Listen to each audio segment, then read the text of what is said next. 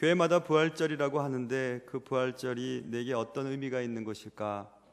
그게 제일 중요하죠. 2000년 전 십자가가 오늘 내 삶에 어떤 영향을 주고 있는가? 예수님의 십자가와 부활 사건이 내게 주는 구체적인 유익은 무엇인가? 그것이 중요한 것입니다.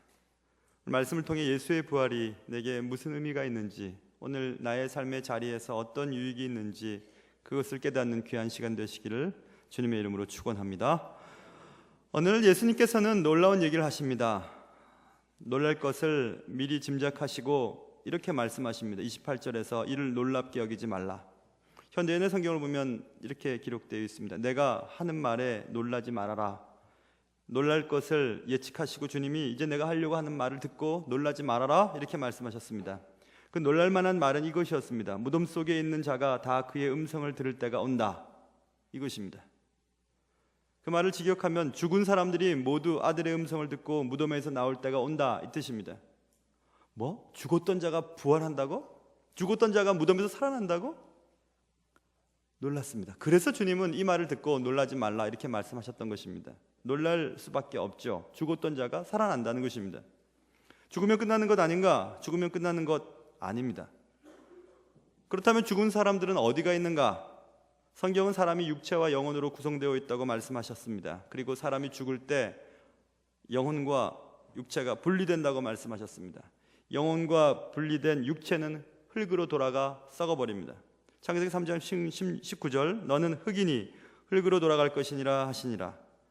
사도행전 13장 36절 다윗은 당시 하나님의 뜻을 따라 섬기다가 잠들어 그 조상들과 함께 묻혀 썩음을 당하였으되 제 아무리 다윗도 죽으면 흙으로 돌아가고 썩어진다 말씀하고 있습니다. 또 반대로 육체와 분리된 영혼도 돌아갑니다. 그러나 영혼이 돌아가는 장소는 사람마다 각각 다릅니다. 특별히 성경은 믿음의 유무에 따라 의인과 악인으로 구분하셨습니다. 의인의 영혼은 하나님께로 돌아간다고 성경은 말씀하고 있습니다. 전도서 12장 7절 흙은 여전히 땅으로 돌아가고 영은 그것을 주신 하나님께로 돌아가기 전에 기억하라.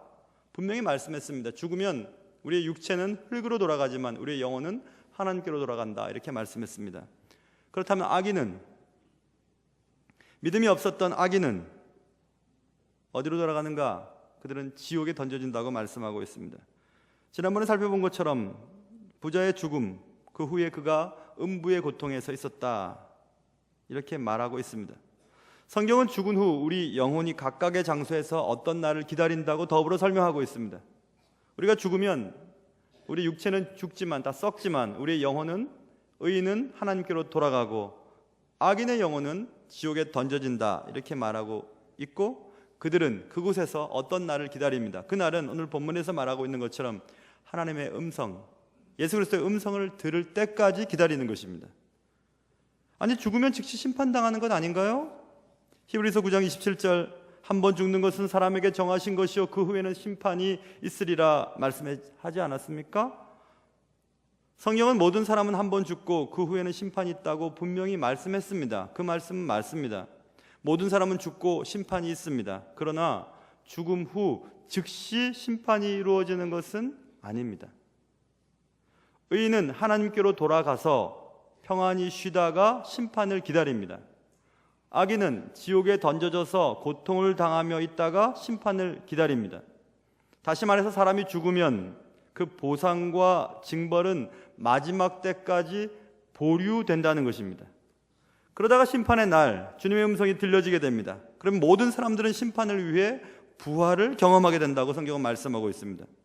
모든 사람이 부활하지만 부활의 성격이 다르다는 것을 성경은 분명히 말씀하고 있습니다. 악인은 심판의 부활로, 의인은 생명의 부활로 29절에 기록되어 있습니다. 그러므로 오늘 본문은 부활을 생명의 부활과 심판의 부활로 구분하여 설명하였던 것입니다.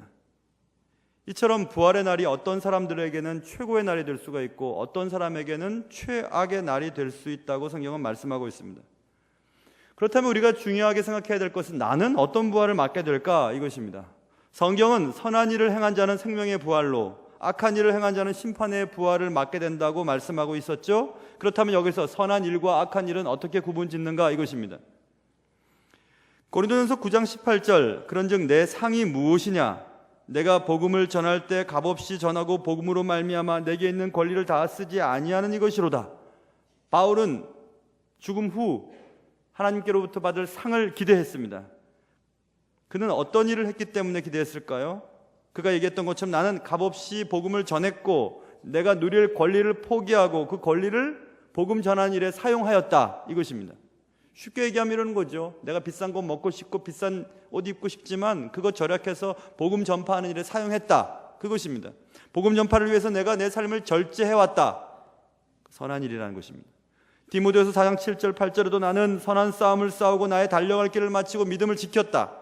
이제 후로는 나를 위하여 의의 면류관이 예비되었다, 이렇게 말하고 있어요. 상을 받을 준비가 되어 있다는 것입니다. 주 곧 의로우신 재판장이 그날에 내게 주실 것이라. 그날은 어떤 날이죠? 우리의 음성이 들려지고 우리가 부활한 후에 심판대 앞에 서는 날, 그것입니다. 그날에 내게 주실 것이라. 내게만 아니라 주의 나타나심을 사모하는 모든 자에게도니라, 이렇게 말씀하고 있어요. 믿음을 지킨 자, 그는 선한 일을 했고 선한 일 때문에 생명의 부활로 이르게 될 것이다 말씀하고 있는 것입니다.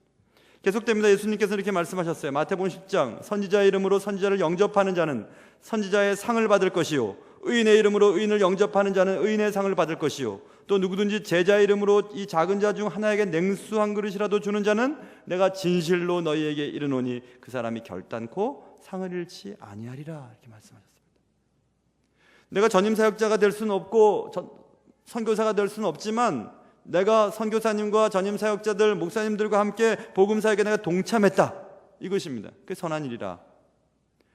지금 상을 받을 준비를 하고 있는 사람들의 얘기를 가만히 들어보면 주님이 말씀하신 상 받을 만한 사람들의 선한 행동을 살펴보면 다 복음 사역을 했던 사람들입니다. 그렇다면 성경은 선한 일이라고 하는 것은 물론 첫째는 예수를 믿는 일입니다. 우리가 아무 일을 하지 않았어도 예수를 믿는다는 것, 믿는 것, 그것이 선한 일입니다. 그러나 더 상급을 받을 사람들은 선한 일, 그 속에 다른 사람을 예수 믿게 만드는 일, 그것을 말하는 것입니다. 그것을 위해 내가 쓸 권리를 포기하는 일, 믿음을 지키는 일, 복음 사역자들과 동참하고 동역하는 일들을 말하는 것입니다. 모든 사람들은 죽습니다.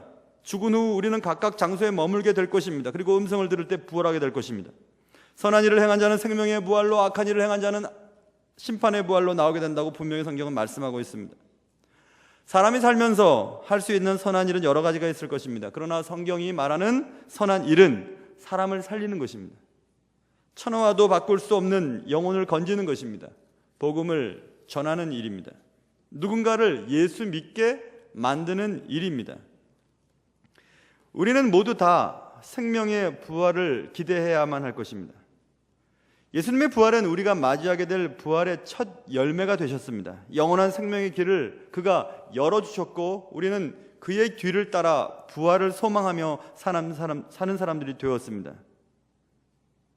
그러므로 우리는 부활절날 예수의 부활이 나의 부활의 서정인 것을 믿고 감사하는 것입니다.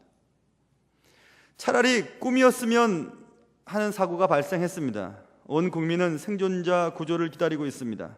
실종자 가족들은 오열하며 기다리고 있습니다. 울다가 지치고 정신을 잃어도 그들은 기다리고 있습니다. 그 기다림의 끝은 어떻게 될 것인가? 이번 세월호 사고를 통해 우리는 모두 우리 가슴에 얼룩이 하나쯤 생겼습니다. 그 얼룩은 누군가에게는 날마다 빨아도 사라지지 않을 얼룩이 될 것입니다. 그 얼룩은 슬픔이라고 하는 얼룩입니다. 살아있기만 한다면, 아니 시신이라도 제대로 찾을 수만 있다면 하고 그들은 기다리고 또 기다립니다. 우린 모두 다 믿고 싶지는 않지만 사실 예측은 다 하고 있습니다. 상당수의 사람들이 살아서 구조되지 못할 것이라는 사실을 알고 있습니다. 생명은 정말 소중합니다. 무엇과도 바꿀 수 없습니다. 그러나 슬픔의 얼룩에도 불구하고 우리가 기억해야만 할 사실은 생명의 가치라고 하는 것은 사라져버리고 없어져버리고 썩어져버릴 육체에게만 있다는 것이 아니라는 사실을 우리는 기억해야만 하는 것입니다. 생명의 가치는 영원한 영혼에 있습니다. 우리는 모두 죽습니다. 죽은 후 우리는 모두 기다리게 될 것입니다. 주의 음성을 기다리게 될 것입니다. 선한 일을 행한 자는 생명의 부활로, 악한 일을 행한 자는 심판의 부활로 나아가게 될 것입니다.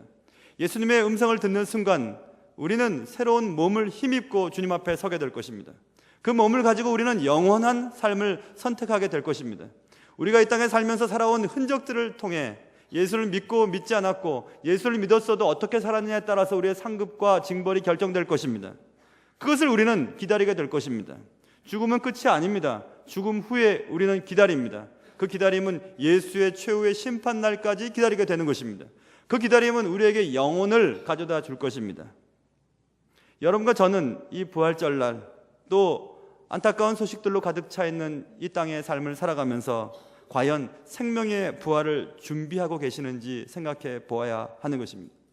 모쪼록 여러분 모두가 다 생명의 부활로 주님 앞에 서는 날 주님 앞에 감사하는 은혜가 있기를 주님의 이름으로 축원합니다. 기도하겠습니다.